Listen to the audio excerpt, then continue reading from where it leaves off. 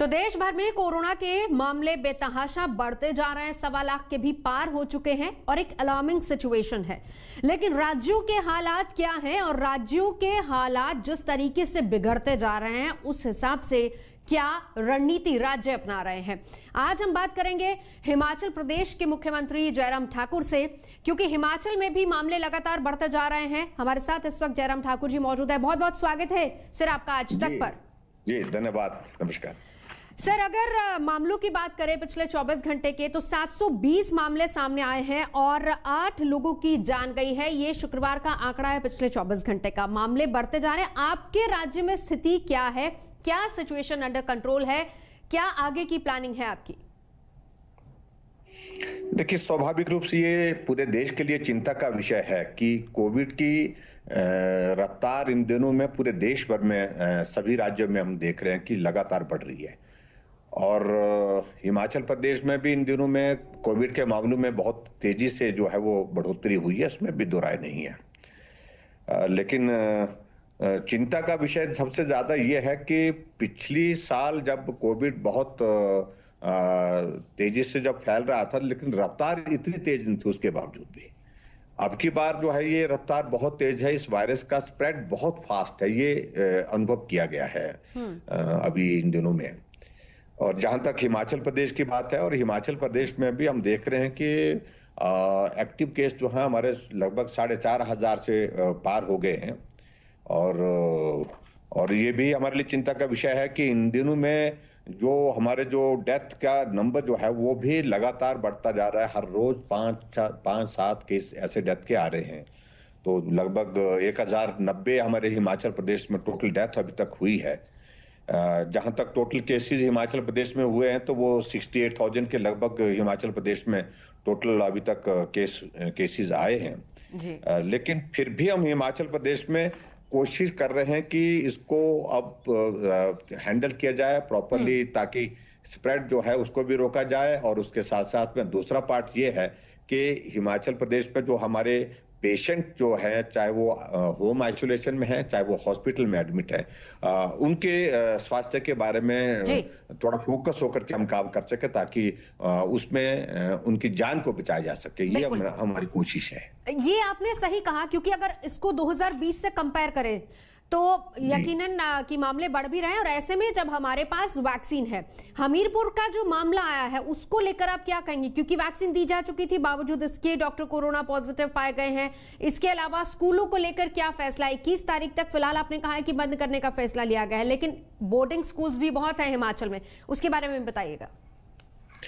देखिए, वैक्सीन के बारे में एक बात को लेकर बड़ा स्पष्ट होना पड़ेगा सबको, हमको।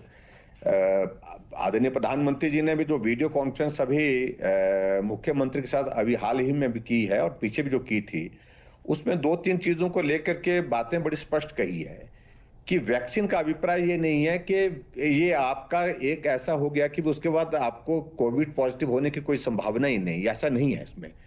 क्योंकि पहले से ही स्पष्ट कर दिया कि जो वायरस के इसको रोकने के लिए एक प्रयास जो है वो, जैसे हम मास्क लगा करके हम कहते हैं, तो उससे भी एक काफी हद तक जो है एक वायरस को रोकने में हम सफल होते हैं। सोशल डिस्टेंसिंग के लिए कहा जाता है, तो उससे भी वायरस से बचने के लिए एक बहुत बड़ी गुंजाइश बनती है।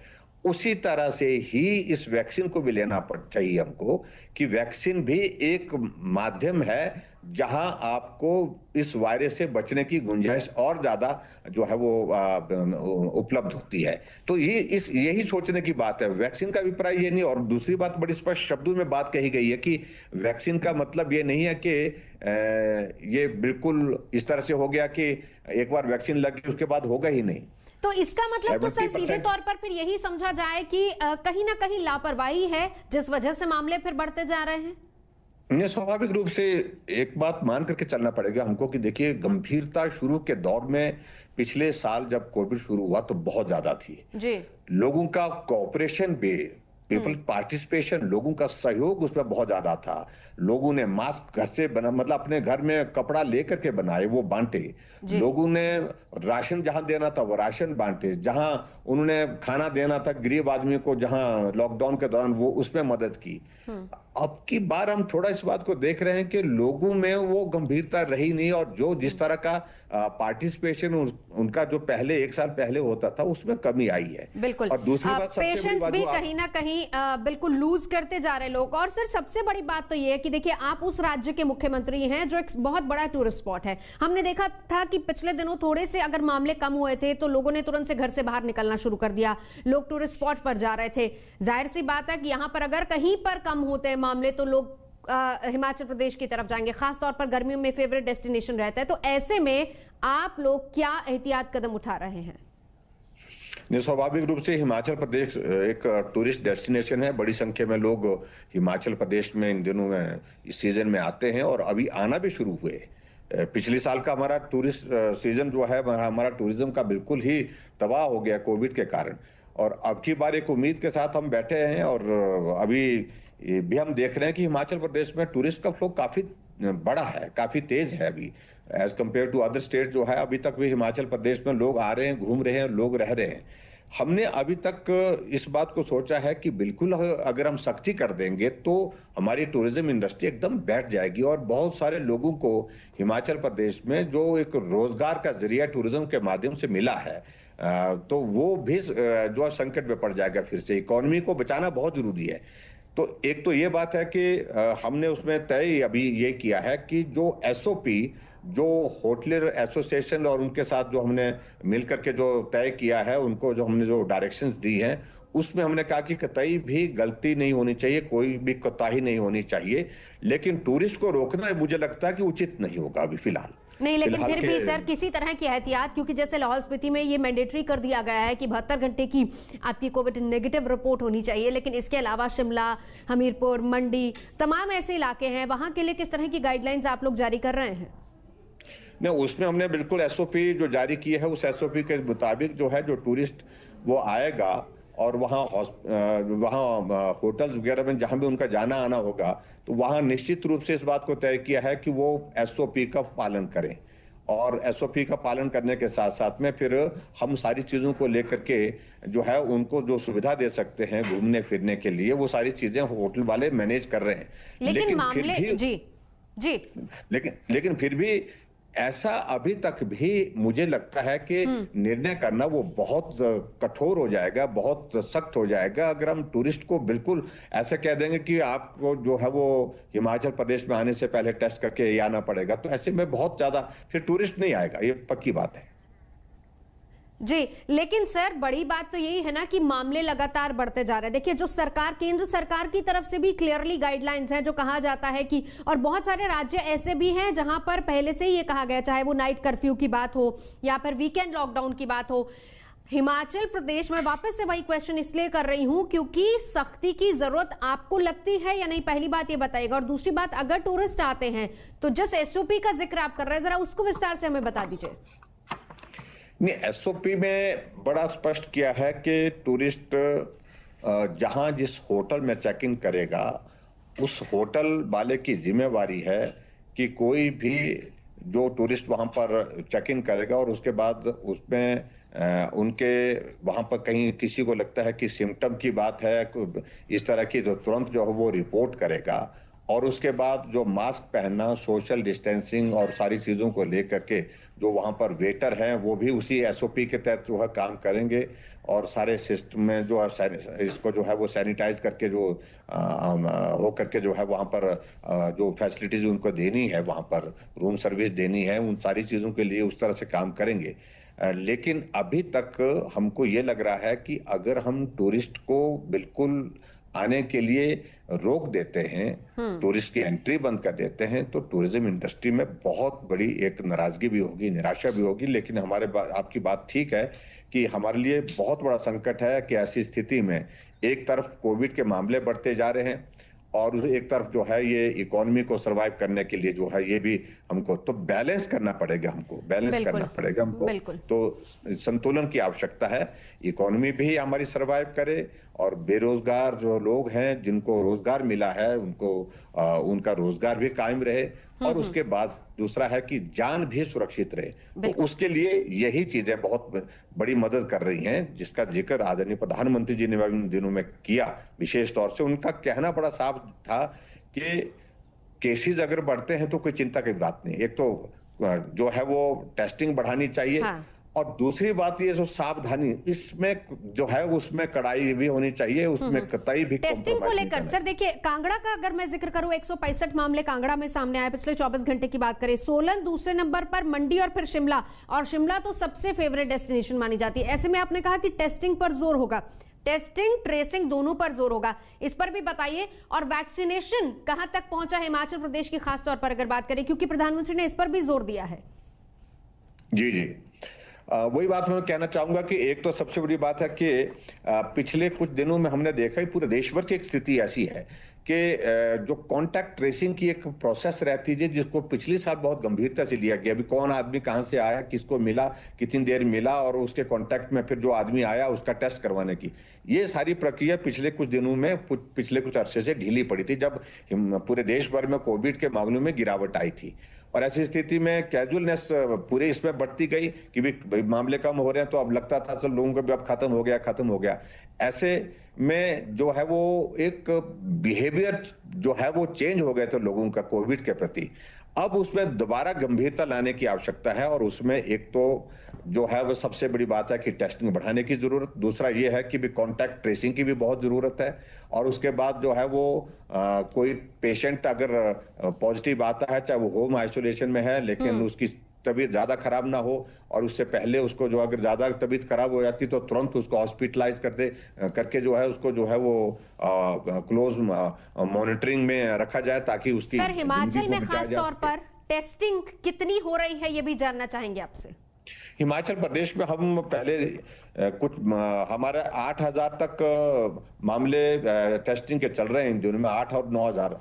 हम इसको और बढ़ाना चाह रहे हैं, हम इसको 15,000 तक ले जाने की हम कोशिश कर रहे हैं। पहले ये मामले जो है टेस्टिंग की हमारी जो 6,000 और 7,000 आई थी, हाँ। लेकिन अब 8,000 प्लस जा रहा पर डे। जी वैक्सीनेशन के बारे में भी आपसे जानना चाहेंगे, क्योंकि इस पर प्रधानमंत्री ने जोर दिया कि ज्यादा से ज्यादा लोग अगर वैक्सीन लगवाते हैं तो कोरोना को खत्म करने में यह भी बहुत हद तक कारगर कदम होगा। हिमाचल प्रदेश में खासतौर पर वैक्सीनेशन सेंटर्स और क्या दवा की कमी, जैसे महाराष्ट्र से खबरें आ रही थी कि वहां पर टीकों की कमी देखी गई, क्या हिमाचल में कुछ इस तरह की स्थिति हो रही है? यहाँ पर लोग क्या उतनी तादाद में पहुंच रहे हैं वैक्सीन लगवाने के लिए? नहीं, बिल्कुल नहीं। हिमाचल प्रदेश में मुझे इस बात की खुशी है कि हमने पूरे देश भर में जो वैक्सीन का अभियान चलाया वो हिमाचल प्रदेश में बहुत बेहतर ढंग से चल रहा है। अभी तक लगभग 7,80,000 से हम पार कर चुके हैं वैक्सीन के इसमें, और हेल्थ केयर वर्कर्स को जो है वो 86,587, और उसके बाद जो फ्रंट लाइन जो वर्कर है 59,387। ये वैक्सीनेशन का पिछले कल का हमारा आंकड़ा है। और दूसरी बात, सबसे बड़ी बात है कि जो प्रधानमंत्री जी ने जिस पर चिंता जाहिर की कि कुछ एक प्रदेशों में क्या है कि वेस्टेज बहुत ज्यादा हो रही है। हिमाचल प्रदेश में जो है ये वेस्टेज जो है वो पूरे देश भर में जो बिल्कुल न्यूनतम इस पर है, नीचे है, वो उसमें हिमाचल प्रदेश से 0.15% है ये हमारे हिमाचल प्रदेश में। इसका मतलब तो सीधे तौर पर ये हुआ कि बड़ी संख्या में लोग खुद ही आगे आ रहे हैं वैक्सीन लगवाने के लिए। क्या हम इसको इस तरीके से समझे? फिर बिल्कुल निश्चित रूप से अपने आप ही आगे आ रहे हैं। और दूसरी बात, जहां तक आपने कहा कि वैक्सीनेशन की उपलब्धता की बात कही आपने, हिमाचल प्रदेश में हमको कतई भी दिक्कत नहीं आई, कठिनाई नहीं आई। लगातार हमको वैक्सीन मिल रही है। जो जितनी हमारी जो डोजेस जो प्लान वे में चल रही हैं उसको हम पूरा ठीक तरह से कैटर कर रहे हैं, कहीं भी दिक्कत नहीं है। स्कूलों की बात कर लेते हैं, शिक्षण संस्थानों की बात कर लेते हैं, क्योंकि हालात अब इस तरह के पैदा हो गए हैं कि बहुत सी ऐसी जगह हैं जहां पर स्कूलों को बंद किया गया है। आपने भी आदेश जो पहले 15 तारीख तक था उसको फिर आपने 21 तारीख तक बढ़ा दिया गया है। बोर्डिंग स्कूल्स बहुत हैं, खासतौर पर सोलन में या फिर दूसरे शिमला में, ऐसे एरियाज में स्कूल्स बहुत हैं। उनके लिए क्या क्या आदेश है स्कूलों के लिए खासतौर पर? स्कूलों के लिए फिलहाल हमने आदेश किए हैं कि जो 15 तारीख तक स्कूल बंद करने का हमने निर्णय किया था उसको बढ़ा करके 21 तक किया है। थोड़ा क्योंकि अभी इन दिनों हम देख रहे हैं कि एक्टिव केसेस हमारे बढ़े हैं और बहुत तेजी से बढ़े हैं, और चिंता का विषय ये है कि अब की बार का ये जो वायरस है, पिछले साल जो है यंग एज में और छोटी आयु के बच्चों में जो है वो कोविड पॉजिटिव के केसेस बहुत कम थे। अब की बारी इस वायरस में, अब की इस दौर में हम देख रहे हैं कि वो छोटी आयु में भी, नौजवानों में भी जो है वो कोविड के केसेस बहुत आ रहे हैं। ऐसे में स्कूलों में भी बहुत सारे बच्चे जो है संक्रमित हुए हैं। टीचर्स तो हुए ही हुए, लेकिन बच्चे भी संक्रमित हुए, इसलिए स्कूल हमने 21 तारीख तक बंद किया है।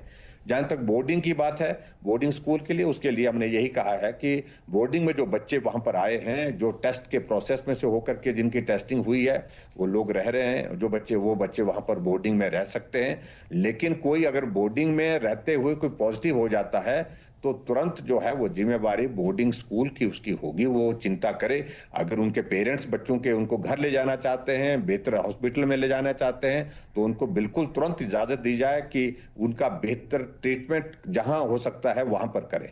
लेकिन इसके बावजूद भी बोर्डिंग स्कूल में जो बच्चे वहां पर रह रहे हैं और बच्चे टेस्ट के जो है वो इस प्रोसेस से निकल करके जो है वो ठीक तरह से हैं, स्वस्थ हैं, तो वहां पर वो रह करके पढ़ाई कर सकते हैं। बिल्कुल। पड़ोसी राज्यों के लिए किसी तरह की इंस्ट्रक्शन, क्योंकि पंजाब में भी देखा गया है कि हालात लगातार खराब है और वहां पर भी strict action captain Amarinder Singh की तरफ से लिया जा रहा है, तो जाहिर सी बात है कि रूट वही रहता है जहां से एंट्री होती है हिमाचल प्रदेश की, क्योंकि इस रूट से बड़ी संख्या में लोग पहुंचते हैं। तो वहां से बॉर्डर्स पर किसी तरह की कोई चेकिंग की व्यवस्था या फिर आने वाले समय में आप कुछ उठाना चाहें एहतियाती कदम?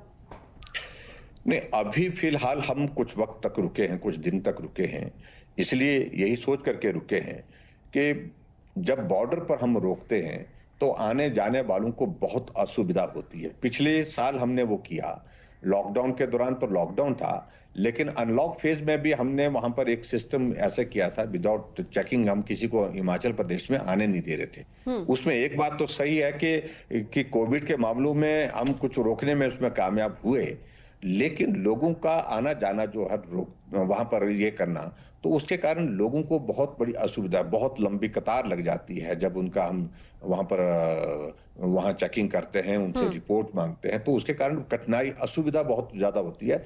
और इस बार हम चाह रहे हैं कि भाई इस तरह की असुविधा भी ना हो, और विचार करेंगे हम बहुत जल्दी सोच करके कि अगर मामलों में बहुत तेजी से और बढ़ोतरी हुई, इंक्रीज हुई, तो हम विचार करेंगे कि जो कुछ राज्य हैं जहां से जो हैवी लोड वाले, जो जहां ये वायरस बहुत ज्यादा हैवी लोड के साथ है, जिन स्टेट में 8-9 स्टेट जो हैं, तो वहां के लोगों को हिमाचल प्रदेश में आने के लिए विचार कर रहे हैं कि भैया हो सकता है आने वाले समय में हमको भी ये करना पड़े कि वो टेस्ट करवा करके ही आए। बिल्कुल, बहुत शुक्रिया हमसे बात करने के लिए। जी, धन्यवाद।